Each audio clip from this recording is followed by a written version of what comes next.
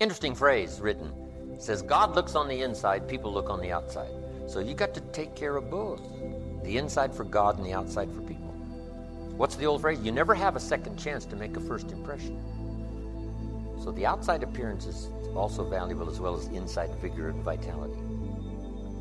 Somebody says, well, people shouldn't judge you by your appearance. Let me give you a clue. They do. They do. You can't bypass that. Now, of course, when people get to know you, they'll judge you by more than just how you appear. But physical, outside, inside. Here's what's good advice. Make sure the outside is an excellent reflection of the inside. Take care of both. Next was your habits. But now smoking. You walk into an office and you say, where's your ashtray? Where's your ashtrays? No ashtrays probably mean what? They don't smoke here. You say, hey, somebody say, hey, I'll smoke wherever I please. I'm saying that's okay. But if you knew what it was costing you just to be careless on that, because I'm not talking about the merits of smoke, not smoke. I'm talking about being careful in the marketplace that you don't wipe out unduly chunks of your market that could serve you well and make you money and make you rich just by being careless with habits. Here's another one. I had to work on being late. For the people that are always late, what do they care? They're not there when you get there. So it doesn't matter. But if you truly want to make progress, not alienate, right, in the marketplace, here's what's acceptable to everybody. Being on time. Right? Not being on time is acceptable probably, to a lot of people, but some, it's going to cost you. Now, the mind must be nourished. It's got to have good food. Food for thought. Bread for the head, we call it. Yes, you need a slice of toast in the morning, right, for your body, but you need a slice of cassette. A slice of cassette you put in the car system and listen. Let something feed your mind. Stand guard at the door of your mind. Don't just listen to anything and everything. Make sure that you're your own best filter of what goes into your mental factory and spins out the fabric of your life and future. Stand guard at the door of your mind. Spend time. Be a selective listener. But you got to have a good diet, a good mental diet. When you walk into a home and walk into the pantry of the kitchen, you take a look what's in there. This family's either going to be healthy or it isn't going to be healthy. A lot depends on what's in the cupboard. What you bring home, right, from the grocery store that you feast on for the body. Now here's what's important. A proper menu for the mind to make sure that it's got a wide range of nourishment. Because the mind needs the full education. The education of the dangers of life as well as the possibilities of life. When I teach philosophy, the 5 major pieces to the life puzzle, here's what we teach in philosophy. Life consists of really 2 major things. One is avoiding the dangers and taking advantage of the opportunities. That's what life is all about. Avoiding the dangers and taking advantage of the opportunities. Now, by education, you've got to be able to see both, where somebody points out to you, these are the dangers, these are the possibilities. And if you keep refining your ability to see the dangers, to avoid as many as possible, and to see as many opportunities as possible, and to maximize those as you go and refine and go produce and refine, now, that starts to develop the foundation for what we call a good life, a productive life, a fulfilled life. And we need this mental input. 2 days is a little staggering in terms of sort of a crash program. And you couldn't do it every week, a couple of days every week. It would be too much. But a couple of days to just really concentrate for a while. Hopefully I send you away from here tomorrow a little mind weary.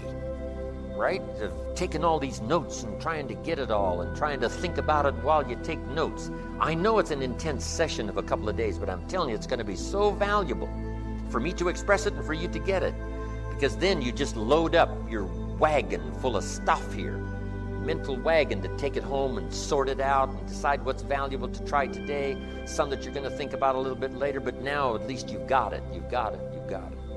So that you'll have mental food to feast on long after the lights are out and we've left the premises. Now, we also need mental exercise. We talked about debate earlier. That's good mental exercise. Is it or isn't it? Here's what's important. To debate with yourself. To look at both sides of the issue. You must be a student of tragedy as well as triumph. You must be a student of ill as well as good. Ideas.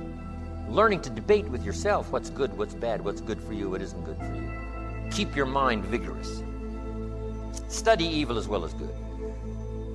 You need a good library. And in this library, you need all kinds of diversity. You need a book on Gandhi and you need a book on Hitler. Gandhi to show you how high and lofty someone's ambitions that are noble can go, and the other one to show you how despicable and low someone can sink in terms of pure evil embodied in a human. Don't be afraid of the debate. Don't be afraid of the health debate. Don't be afraid of the religious debate, the spiritual debate. Don't be afraid for something you believe in to be challenged, because that's where the vigor and the flourishing of something is. It survives the debate. If it survives the debate, it's a pretty good idea. A senator in Washington, D.C. says, I got a great idea. Someone says, oh, let's grab it and run with it. Say, no, we don't just grab it and run with it. What's the Senate for? To debate. And the rest of the Senate says, put your idea on the table and let's debate. Somebody stands up and says, well, I've got 3 questions about this great idea. And the one who proposed the idea says, wow, I never thought about those 3 questions. It's a good thing we didn't try this on the people. Let's vigorously discuss, right? Not mean-spirited, but to try to find what is the best way, right? Is it or isn't it a good idea? Let's debate, let's refine until we come up with something of value. Okay, mental exercises. So, feed the mind, debate, exercise, a continual diet. You can't go too long in between the classes and the schools and the seminars and the sermons where things are being taught of value. Here's what else is important. You got to go to everything you can afford. Have a good plan, weekly plan, monthly plan to go to a variety of things. Go to a variety of things. Go to a variety of things. And don't miss the chance. Even if you're involved in a certain company and they say, we're going to have a training class, you say, I've been to one of those. I'm asked, you got to go again, and you got to go again. You can't get it all the first time. Here's what the early Christians were taught. Don't neglect the assembly. Why? We got a brand new idea.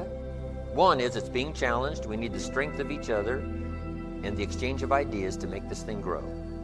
And 2,000 years later, it's a very vigorous movement. But they were taught when it started, don't neglect to get, every time they call a meeting, make sure you're there every time they call a meeting. And whatever industry you're in, whatever company you're in, when they call a meeting, make sure you're there. When they call a little training class, make sure you're there. Here's why. Some of them are going to be life-changing.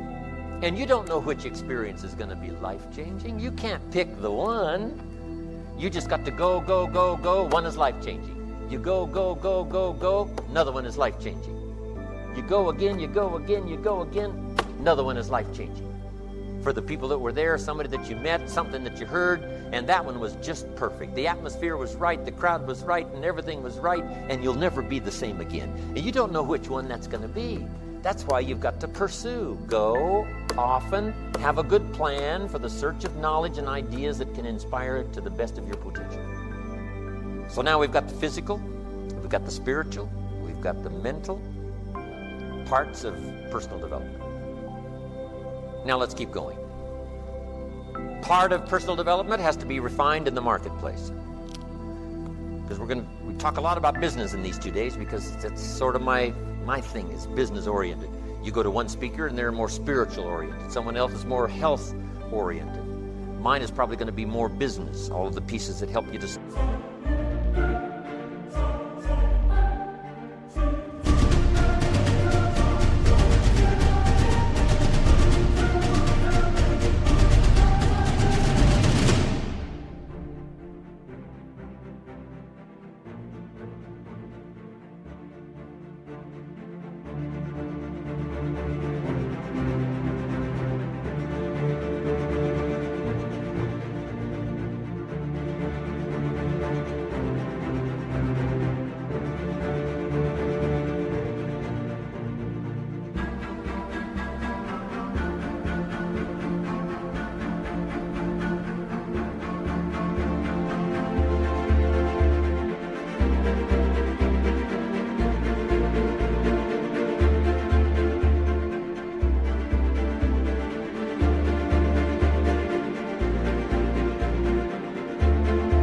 Start with nothing becomes something, in a more business sense, because that's the frame that I come from. So let's talk about this. Now the personal development that you must watch out for, especially in the marketplace. Here's what's key if you want to do well in the marketplace. Study your market. Part of this is regional. If you're in the South, you study the South. What are some characteristics of the Southerners? How about the North? How about the West? How about California versus Brooklyn? Right? If Brooklyn was your market, you would study that market. If California is your market, you study this market. Be a student of your market. Now here's what's very important. Your personal behavior in the marketplace. Not just what you know and what you've learned, ready now to serve in product or service, but a big share of your future success, both economically and every other way, is going to lie in your own behavior. This is part of personal development. How do you affect other people? Is that going to play a role in the kind of income you have and the kind of future you have? And the answer is yes, of course, yes. Here's one of the most important things to think of in the marketplace, your language. Now, some people who are inclined to use bad language, I'm telling you, in the marketplace is not the place. To use bad language in the marketplace, it's too costly. If you were to add up what it really cost, I'm telling you, you'd be a lot more careful. You've got to shift gears from the bar language to the marketplace language. Some things you can get by with telling a dirty story and, using a little profanity in the bar, but now when it comes to the marketplace, you've got to be careful. Here's why. You can isolate huge chunks of your audience that could give you sales, that could give you all kinds of benefits, that could really help your business to advance, but they're offended by the language. Now, here's what doesn't offend anyone. Good language. You don't usually hear somebody say, how come you don't cuss? Right? They don't get on your case for that. So, the dirty story that might have been okay in the bar is not okay in the marketplace. You got to be careful of your language. Here's why. Too costly. Isolating maybe a big chunk of your language. Now, for a little circle that you belong to, it's okay. The language, the stories, all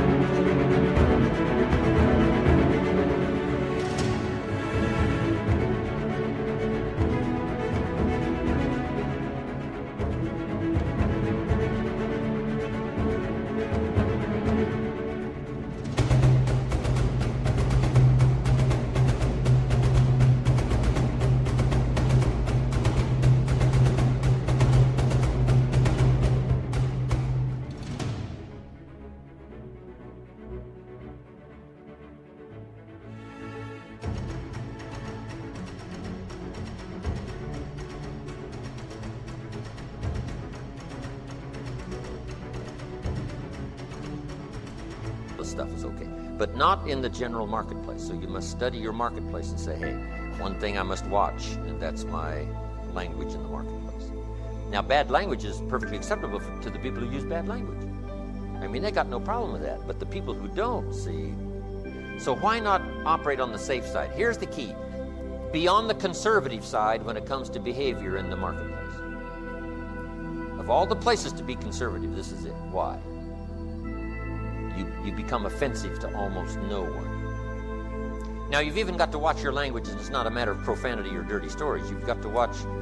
Here's a key phrase. Beware of using inside lingo on the outside world.